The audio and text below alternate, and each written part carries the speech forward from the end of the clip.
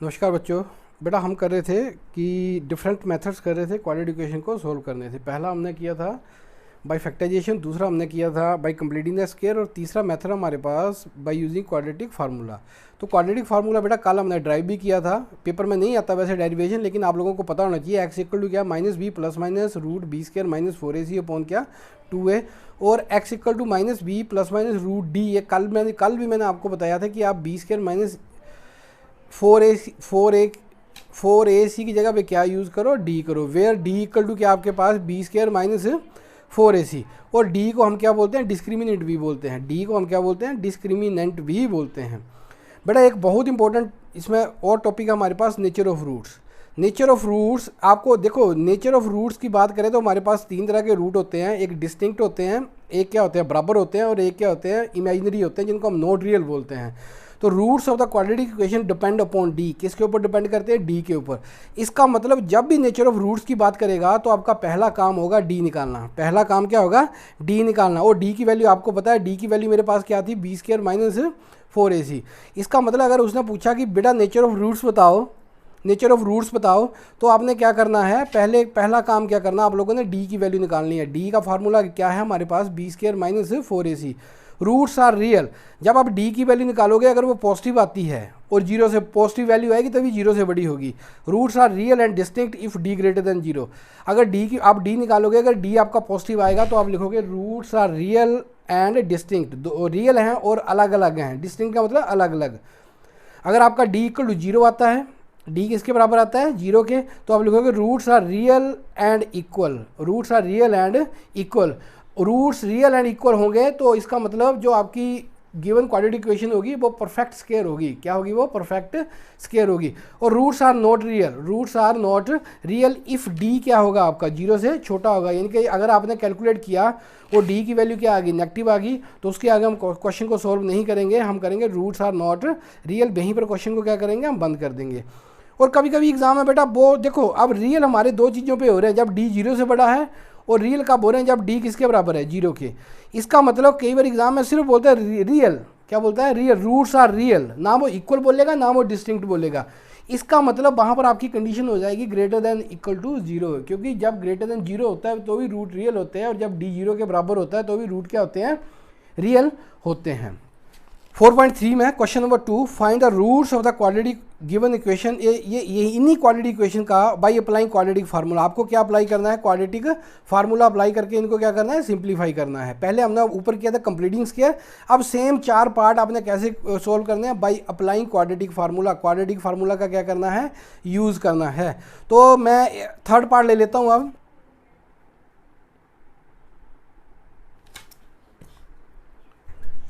Given equation थी आपके पास 4x square plus का 4 root 3x plus 3 equal to क्या आ गया, जीरो। अब यहाँ पर देखो, अब बेटा मैंने उस दिन आपको बोला था कंपैरिजन करना आपको आना चाहिए। यहाँ पर a किसके बराबर है, 4 के, b किसके बराबर था आपका 4 रूट 3, और c किसके बराबर था 3 के।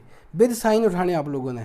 तो अब क्वाड्रेटिक फार्मूला का यूज़ करना है, तो सबसे पहले आपको पता होना चाहिए क्वाड्रेटिक फार्मूला क्या है, minus B plus minus root D upon क्या था 2a। अब डी ने पंगा डाला है तो डी क्या होता है, डी इक्वल टू क्या आपको पता formula, B square minus 4ac।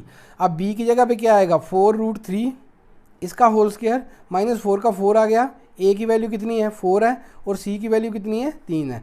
अब 4 का स्क्वायर कितना होगा, 16 या 48 आएगा आपका। ये भी क्या आ गया, 48 आ गया। इसका मतलब क्या हो गया, जीरो।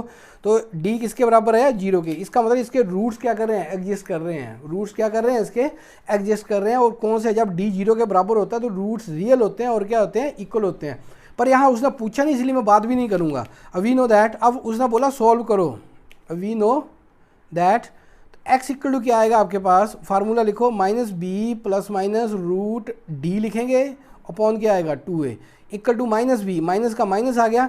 बी की वैल्यू देखो बेटा कितनी थी, 4 रूट 3 प्लस माइनस डी कितना है था आपका, जीरो, अपॉन 2 इंटू ए की वैल्यू क्या थी, 4 थी। विद इन ब्रैकेट्स रखो, माइनस का 4 root 3 plus minus zero, zero का तो जीरो ही आएगा, कोई फ़र्क ही नहीं पड़ेगा मुझे। 4 2 ज़ा 8, इनके आपके पास आ गया -4√3 डिवाइडेड बाई 8, कटिंग करो 4 1 जा 4, 4 2 ज़ा 8, इनके -√3/2। अब देखो क्योंकि क्वाड्रेटिक थी बेटा, इसके रूट कितने होने चाहिए, 2 होने चाहिए थे, आपका आया कितना, 1 आया। अब यही इसका मतलब रिपीटेड रूट है, देयरफॉर x इक्वल टू -√3/2, -√3/2, ये इसका क्या है, आंसर है। यहाँ कहीं लिखने की जरूरत नहीं होती बाई यूजिंग क्वाड्रेटिक फार्मूला, सिर्फ आपको पता होना चाहिए कि मेरा क्वाड्रेटिक फार्मूला है क्या।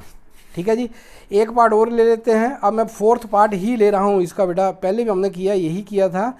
यहाँ पर देखो गिवन इक्वेशन लिखोगे आप, गिवन इक्वेशन क्या थी आपके पास, 2x² प्लस का x प्लस का 4 इक्वल टू 0। अब क्वाड्रेटिक फार्मूले का यूज़ करना है, तो क्वाड्रेटिक फार्मूले का फार्मूला आपको पता क्या होता है, x equal to -b plus minus root D upon क्या 2a। d किसके बराबर था आपका, b² माइनस 4ac के बराबर था। इसका मतलब मुझे a चाहिए, b चाहिए और क्या चाहिए, c। तो यहाँ पर देखो हेयर a इक्वल टू 2 आ गया, b इक्वल टू 1 आया और c किसके बराबर आया, 4 के।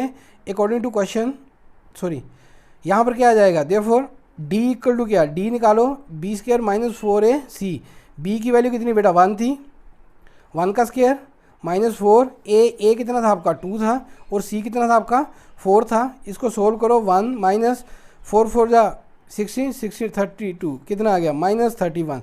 अब ये बेटा d आपका 0 से छोटा आ गया, d क्या आ गया, 0 से छोटा आ गया। तो जब d 0 से छोटा आए तो हम इसको सॉल्व नहीं करते हैं, here d is less than 0, therefore d less, here d is less than 0, therefore roots of given equation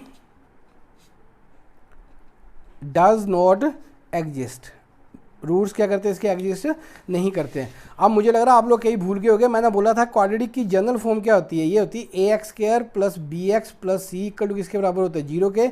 जब कंपेयर करोगे, जैसे मैं ये कंपेयर कर रहा हूँ 2x² प्लस x प्लस का क्या कर रहा हूँ 4 इक्वल टू 0, तो x² की जगह x² आ गया, a के नीचे क्या आएगा 2, b के नीचे क्या आएगा 1 और c के नीचे क्या आएगा 4। ये मेरी a b c की क्या होती हैं, वैल्यूज़ होती हैं।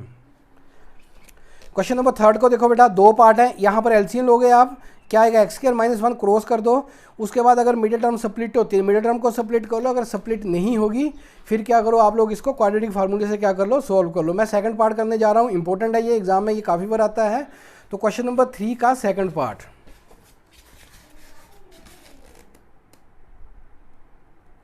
गिवन था आपके पास 1/x plus 4 plus minus 1/x minus 7 equal to 11/30, ये है बेटा।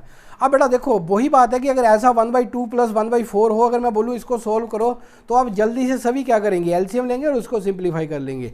तो यहाँ भी आपको क्या करना है, एलसीएम लेना है। अब देखो यहाँ पर एलसीएम क्या आएगा आपका, क्योंकि अलग अलग टर्म में है, तो आपका क्या आ जाएगा x प्लस 4 और साथ में क्या आएगा x माइनस 7, ये इस तरफ मल्टीप्लाई होगा 1 के साथ, x माइनस 7 बेटा बिटवीन ब्रैकेट्स रखना कोशिश, माइनस यहाँ भी ब्रैकेट का यूज़ करो, x प्लस 4 इक्वल टू क्या आ गया 11 ओवर क्या आ गया 30, ऊपर ब्रैकेट हटाओ, ब्रैकेट हटाओगे तो क्या आएगा x माइनस 7 माइनस का x, ब्रैकेट के बाहर माइनस आ गया, माइनस का ही 4 डिवाइडेड बाई क्या आ गया, इसको मल्टीप्लाई कर देते हैं, फर्स्ट ब्रैकेट का फर्स्ट नंबर दूसरी सारी, फर्स्ट ब्रैकेट का सेकंड नंबर विद साइन दूसरी सारी इक्वल टू 11/30। ये x के साथ x कट गया आपके पास, यहाँ आ गया माइनस का 11 ओवर, देखो यहाँ मल्टीप्लाई करो x² माइनस का 7x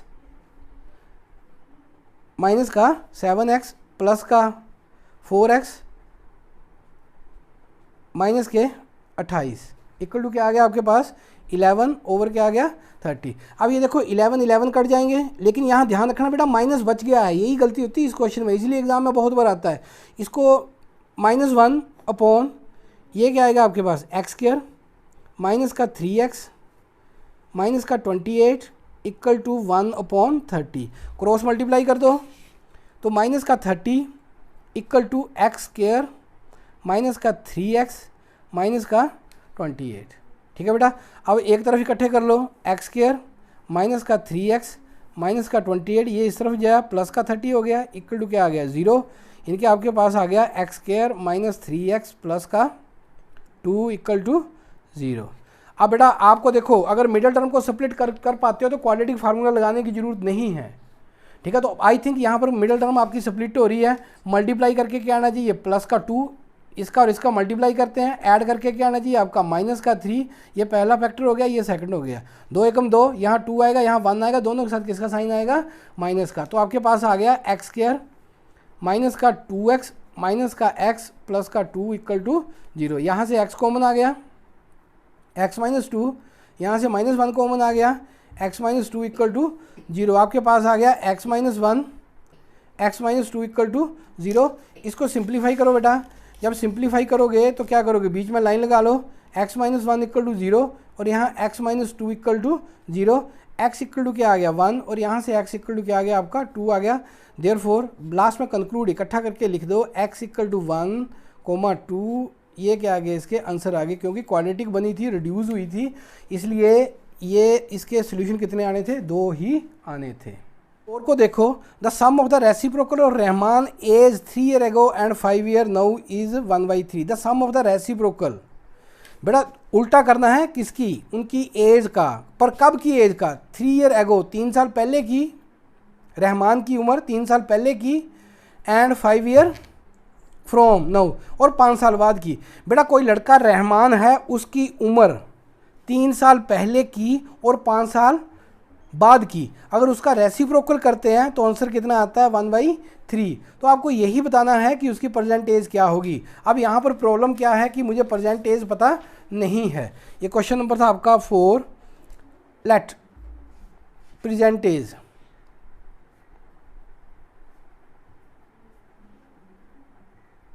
रहमान इक्वल टू क्या आ गया, x ईयर्स आ गया, ठीक है।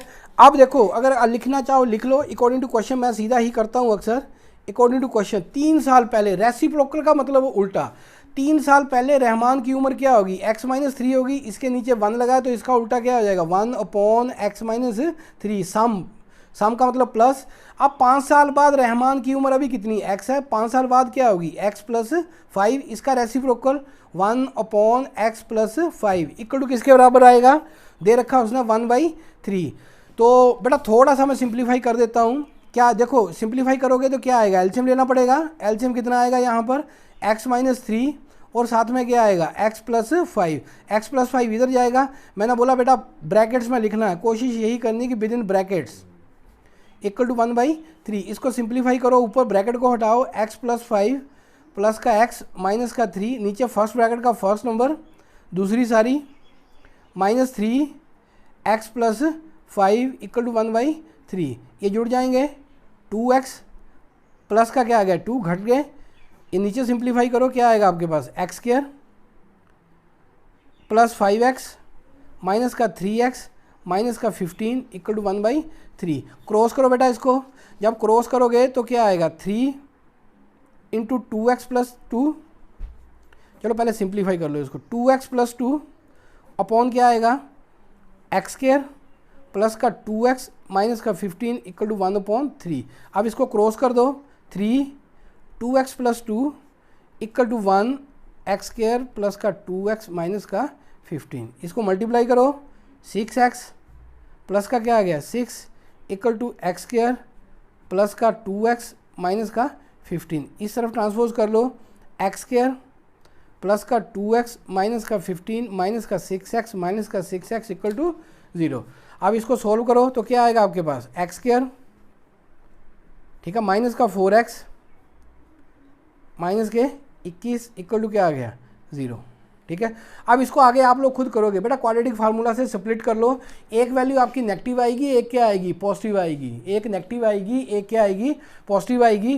जो नेगेटिव वैल्यू होगी उसको आप क्या करोगे रिजेक्ट कर दोगे, ठीक है। मैं थोड़ा सा लिखना बता देता हूँ क्योंकि आगे भी क्वेश्चन में आएगा। जब आप इसके फैक्टर करोगे तो ये आएगा एक्स स्क्वायर माइनस का 7x प्लस का 3x माइनस का 21 इक्वल टू 0। यहाँ से x कॉमन आ गया, यहाँ से 3 कॉमन आ गया, तो आपके पास आ गया x माइनस 7 और x प्लस 3 इक्वल टू 0। तो जब आप सिंप्लीफाई करोगे तो आपके पास क्या आएगा x माइनस 7 इक्वल टू 0 और x प्लस 3 इक्वल टू 0, यानी कि x की वैल्यू कितनी आई 7 और x इक्वल टू कितने आ गया -3। यहाँ सीधा ही लिख देना आप लोगों ने x is not equal to -3, कारण आपको पता है क्योंकि एज कभी भी नेगेटिव नहीं होती है। देयरफॉर लास्ट में कंक्लूड जरूर करना है, देयरफॉर प्रेजेंट एज ऑफ